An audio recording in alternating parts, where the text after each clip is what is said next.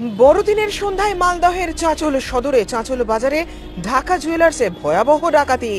জুয়েলারির সামগ্রী গয়না খোয়া গেছে বলে খবর। ক্ষয়ক্ষতির পরিমাণ বিশাল, এখনো নির্দিষ্টভাবে কিছু জানা যায়নি। দুটি মোটর বাইকে করে এসেছিল 5 জনের একটি ডাকাত দল, হাতে ছিল আগ্নেয়াস্ত্র। ডাকাতি করে বেরোনোর সময় পথে চলে 1 রাউন্ড গুলি। প্রশ্নের মুখে চাঁচলের নিরাপত্তা ব্যবস্থা, ব্যাপক উত্তেজনা গোটা এলাকা জুড়ে। কার্নিভালের দিনে এই ধরনের ঘটনায় প্রশ্নের মুখে মানুষের নিরাপত্তা। গোটা ঘটনাকে ঘিরে ব্যাপক উত্তপ্ত চাঁচল। পুলিশের গাড়ি দেখতে পেয়ে গাড়িতে চড়াও জনতা।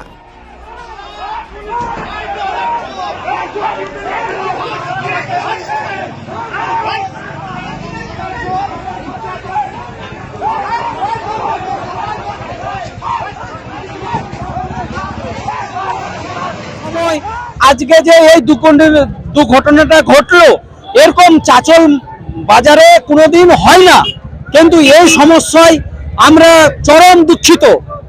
মানে ভয়, মানে কজনের ডাকাত দল এসেছিল? 5 জন ছিল। ওরা 2টা মোটরসাইকেল ছিল, আর ওরা টোটাল 5 জন ছিল। ওদের হাতে কি ছিল? ওদের পিস্তল ছিল। গুলি চালিয়েছে? একটা ফায়ার দিয়েছে। হ্যাঁ, তাতে ওরা মানে লোকজন সব ভেগে গেছে।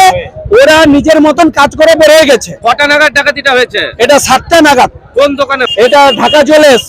এই যে ঘটনা কত চরম হয়, কেন আজকে ওর দোকান আছে, কালকে আমারও দোকান হতে পারে, কালকে আরো কারো হতে পারে। আপনিও ব্যবসায়ী? হ্যাঁ, আমিও একটা ব্যবসায়ী। অনুষ্ঠানের মধ্যে এই দুর্নীতিটা হবে কেন? প্রশাসন এতদিন কোথায় ছিল?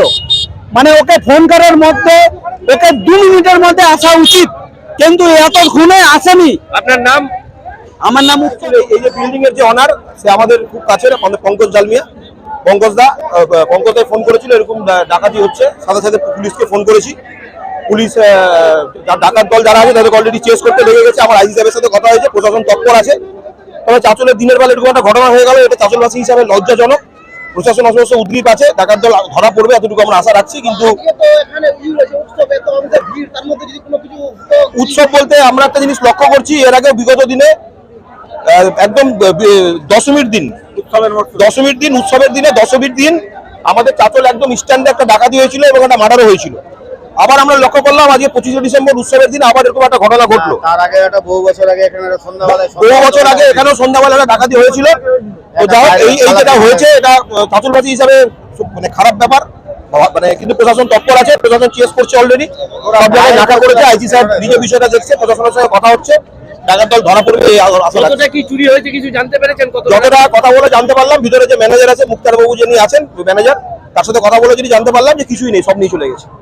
মানে তাহলে বিশাল পরিমাণ বিশাল পরিমাণ ক্ষয়ক্ষতি হয়েছে। ভিতরে যে ভোল্ট আছে, ভোল্টটাও নাকি খুলিয়েছে, মেরে বন্দুকের বাদ দিয়ে মেরেছে। ভিতরে ভোল্টটাও খুলিয়ে সর্বস্ব নিয়ে চলে গেছে। তো আপনি তো শুধু জনপ্রতিনিধি নন, একজন ব্যবসায়ী। তো এই ঘটনা অবশ্যই প্রপার স্ট্যান্ডে এরকম দিনের বেলা একটা উৎসবের মরশুম, শয়ে লোকের সামনে এরকম একটা ডাকাতি হয়ে যাচ্ছে, এভাবে মানুষের নিরাপত্তার অভাব বোধ করছে। এটা অবশ্যই একজন জনপ্রতিনিধি পাশাপাশি ব্যবসায়ী হিসাবে এটা সত্যি ভয়ের। শোনা যাচ্ছে ডাকাতদের আজকে চাঁচলের রাস্তায় এত লোক, যদি কোনো শুধু ছিল না, যেটা একটা ভিডিও ভাইরাল হয়েছে ইতিমধ্যে, যেখানে ডাকাতরা এখানে ফায়ারিংও করেছে। তাতে এই বাজারের মধ্যে ফায়ারিং করেছে, কেউ লাগলে অবশ্যই প্রাণহানি হতে পারতো, তবে পরম করুণাময় ঈশ্বরের আশীর্বাদে কোনো প্রাণহানি হয়নি। এটা একটা বাঁচার ব্যাপার আর কি। ব্যুরো রিপোর্ট, উত্তরের প্রহরী।